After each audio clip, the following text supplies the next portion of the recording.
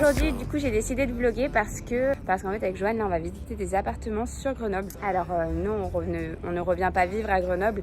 C'est juste que, vous avez dû le remarquer, on est quand même très souvent dans la région. On est quand même très souvent en France. On est là, je pense, bien 2 mois dans l'année. Donc, on s'est dit que ce serait sympa d'avoir un pied-à-terre ici plutôt qu'à chaque fois louer des Airbnb. Et donc, voilà, ce matin, on a 3 visites d'appartements. Il y en a un qui me plaît énormément. Donc, on verra. Bon, ça y est, on a terminé de visiter les appartements. Du coup, le premier, pas très fan.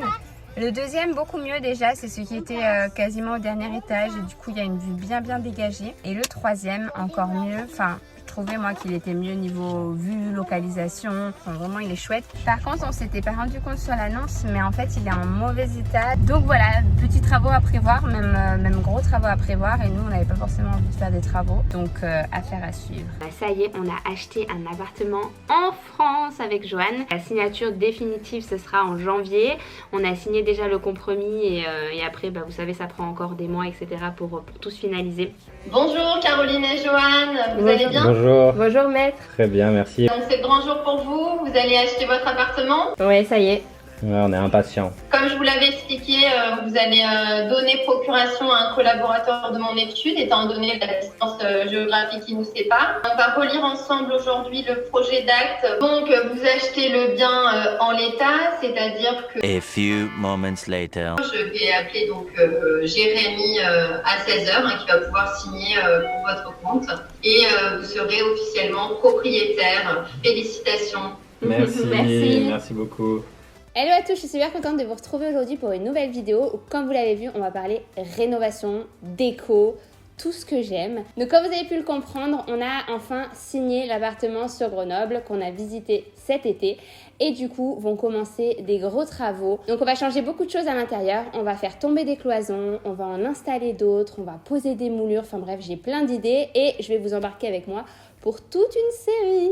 Concernant le type de bien, il s'agit d'un T3, donc il y a 2 chambres, une pour nous et une pour les enfants. Et il fait 84 mètres carrés en tout et on l'a eu pour 210 000 €. Voilà, je sais que c'est... Il y en a qui le disent, il y en a qui ne le disent pas. Moi, je préfère vous le dire, comme ça, vous avez un vrai aperçu. Je vous partagerai aussi le coût des travaux à la fin, une fois qu'on aura tout terminé. Donc c'est parti, on ne va pas blablater pendant 1000 ans. On rentre dans le vif du sujet directement et c'est parti pour la visite.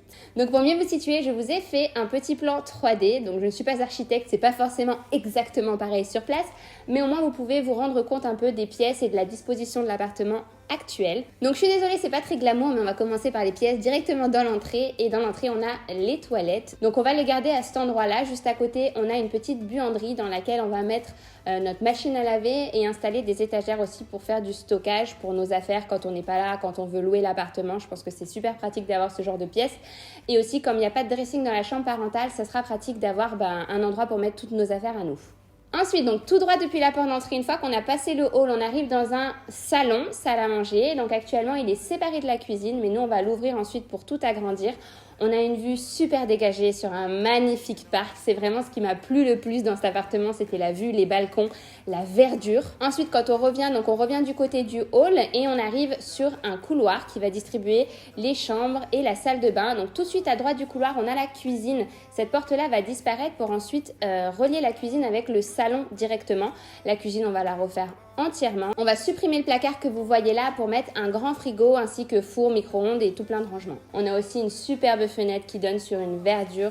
Ça m'a beaucoup plu. Donc on va faire un grand plan de travail. On va pas mettre d'îlot pour vraiment garder de l'espace avec le salon. Et on va carreler, on va refaire encore une fois des corniches au plafond. Ensuite, tout de suite à droite de la cuisine, on a la chambre parentale. Donc c'est pas la plus grande de l'appartement, mais on a décidé de la garder pour nous parce que la chambre, on fait que y dormir alors que les enfants, eux, vont avoir tous leurs jouets. Donc il y avait un dégât des eaux quand on a acheté l'appartement. Ça a été réglé depuis, donc les plafonds ont été déjà repeints. Ensuite, juste en face de la chambre parentale, on a la salle de bain. Donc ça, c'est pas la salle de bain parentale, c'est la salle de bain de tout le monde où là, on va encore une fois tout casser. On va supprimer la baignoire, on va faire une douche. Elle est pas très grande, du coup ça va nous permettre de garder un peu de place. Je pense qu'on va garder le lavabo parce qu'il fait assez vintage et tout, il ira bien dans l'esprit de l'appartement.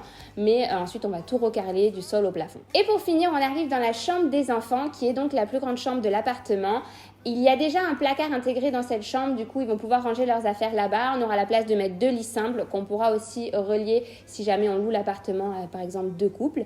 Et il y a aussi un grand balcon qui rejoint donc de la chambre des enfants à la chambre des parents. Donc voilà, c'est tout pour la visite de l'appartement. J'espère que vous vous rendez bien compte avec les plans, les images, etc.